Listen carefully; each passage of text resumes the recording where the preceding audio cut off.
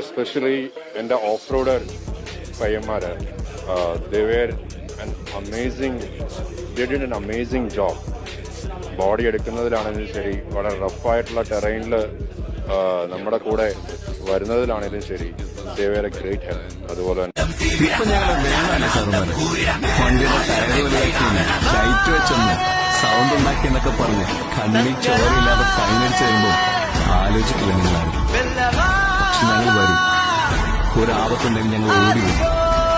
അവിടെയുള്ളതൊക്കെ ഞങ്ങളുടെ കൂടപ്പുറപ്പുള്ള സാധനങ്ങൾ ഇന്നും കൂടെ ഉണ്ടാവും. വണ്ടിക്കണ്ടം